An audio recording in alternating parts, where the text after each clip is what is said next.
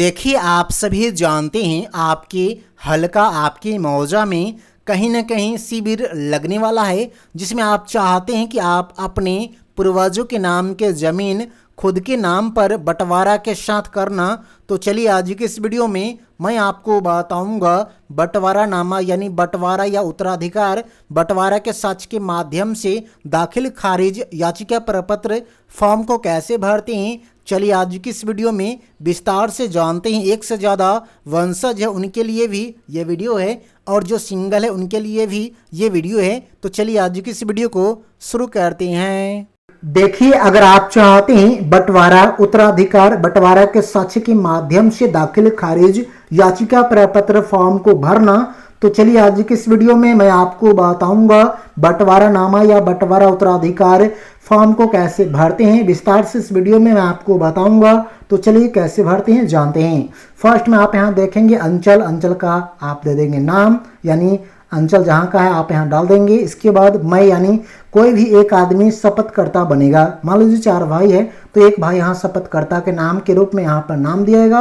पुत्र जिसके हैं उसका नाम यहाँ रहेगा। निवासी रहेगा गांव यानी जहाँ का ये है उनका एड्रेस यहाँ रहेगा। डाकघर रहेगा, थाना संख्या, थाना का नाम डाल देंगे, अंचल, जिला, पिन कोड, मोबाइल नंबर यहाँ डाल देंगे और ये आपका कंप्लीट हो जाएगा। इसके बाद इसको भी कैसे भरना है इस वीडियो में मैं आपको बताऊंगा। पहले इन सभी को भर लेता हूँ।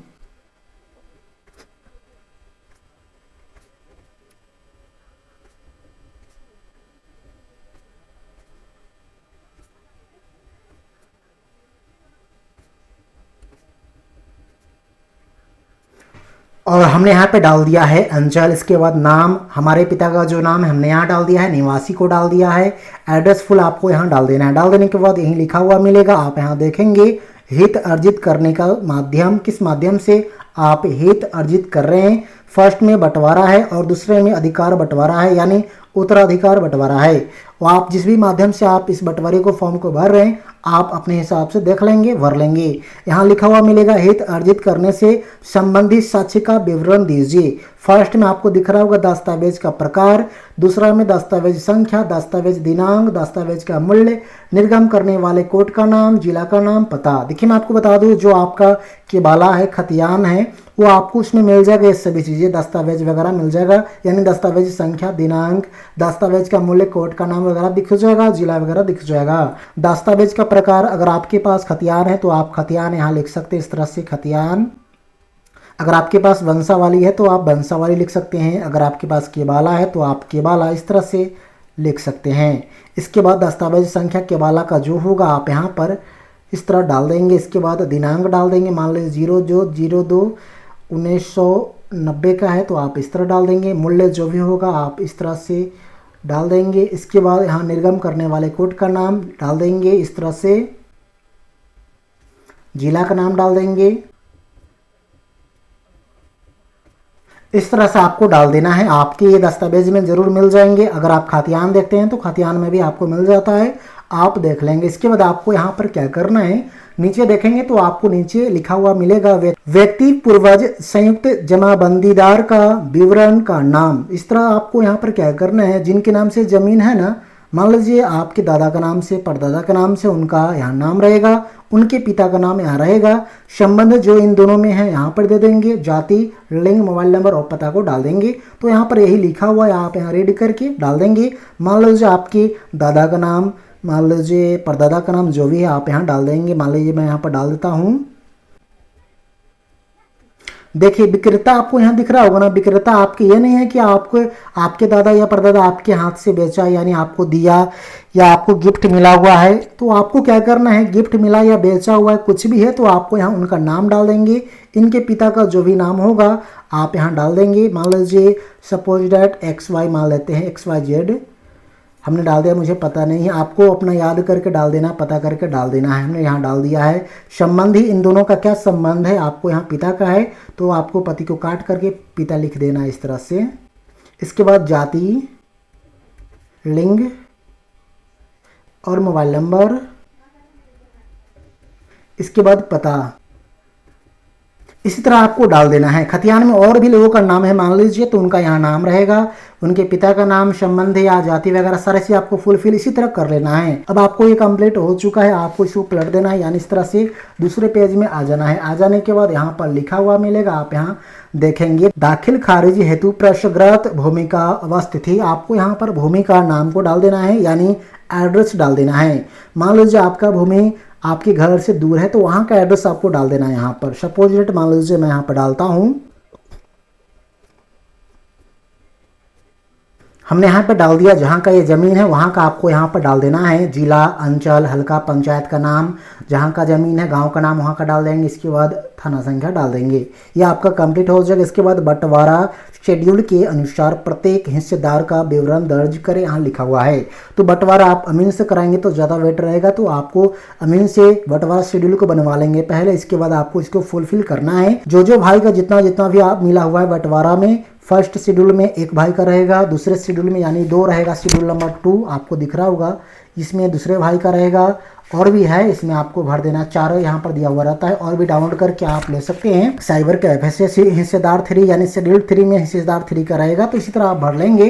फर्स्ट में आपको भर के दिखाता हूँ, उसके बाद आप आसानी से सभी को भर लेंगे। देखिए आपको दिख रहा होगा, शेड्यूल 1 से हित अर्जित करने वाले व्यक्ति हिस्सेदार 1 का नाम को डाले, यानी हिस्सेदार पहला का नाम को यहाँ डाल देंगे। मान लो जी मेरा नाम है फर्स्ट में, तो मैं यहाँ पर डाल देता हूँ, हमने डाल दिया है। अपने नाम को डाल देंगे, पिता का नाम को आपको यहाँ डाल देना, अपने पिता का डालेंगे।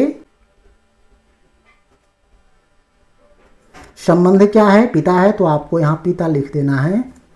जाति,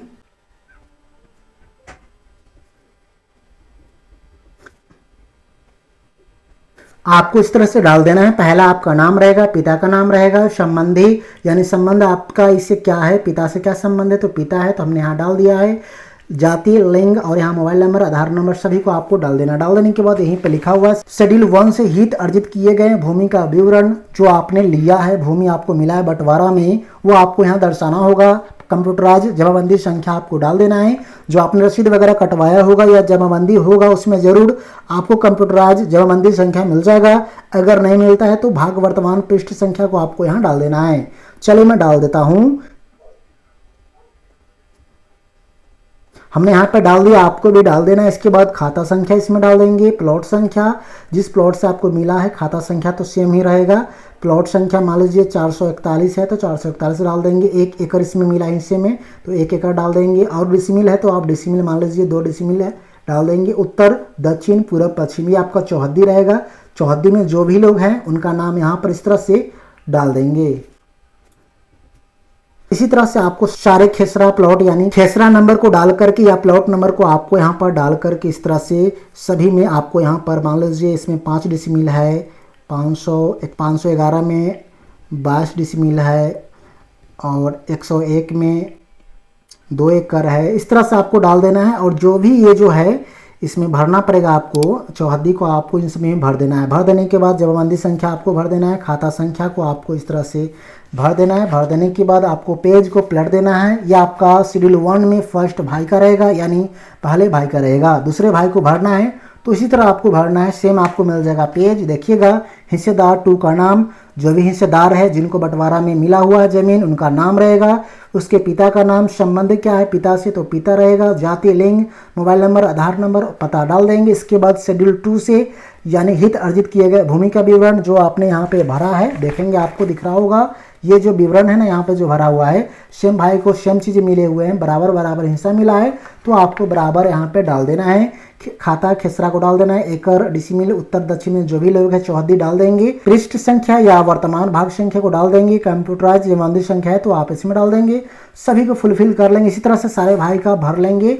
और शेड्यूल 3 आपको मिलता है, 3 भाई का ये हो गया, और चौथे का आपको मिल जाता है ये आपको चौथे भाई का मिल जाता है, भर लेंगे। इसके बाद यहीं पे शपथ आपको करना होगा, सारी चीज़ आपको पढ़ लेना है। और यहीं पे लिखा हुआ है मृत्यु प्रमाण पत्र आपको देना होगा।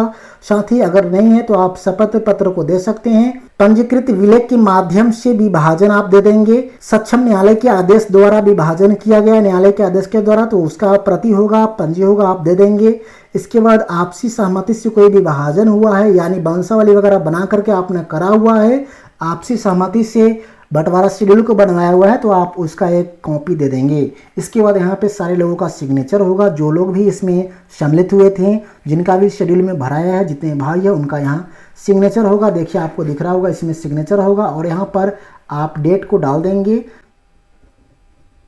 इस तरह डेट को डाल देंगे और सिग्नेचर यहाँ पर जरूर देंगे। इसके बाद आपका ये कंप्लीट हो जाता है। जो भी आपने यहाँ पर सेलेक्ट किया है वो आपको देना पड़ेगा दस्तावेज, जैसे कि हमने केबाला वगैरह का भी चर्चा किया था, वो आपको देना पड़ेगा। देखिए यहाँ दिख रहा हो, केबाला है, खतियान है, वंशावली है, जो भी आपको देना पड़ेगा। सो आज की इस वीडियो में आपने जो है ना बंटवारा या उत्तराधिकार बंटवारा के साक्ष्य के माध्यम से दाखिल खारिज याचिका प्रपत्र फॉर्म को कैसे भरते हैं, आज की इस वीडियो में हमने बता दिया है। साथ ही आपको इसके साथ एक आपको शपथ पत्र को लगाना होगा, ये आपको मिल जाएगा। हमने इस बारे में वीडियो बनाया हुआ है, शो अभी प्रमाणित शपथ पत्र, इसे कैसे भरते हैं इस बारे में हमने ऑलरेडी वीडियो बनाया हुआ है। उस वीडियो को आप देख लेंगे और आप आसानी से इसे भर करके जमा कर सकते हैं। चलिए आज की इस वीडियो में इतना ही। वीडियो पसंद आए तो इस वीडियो को लाइक कर देना।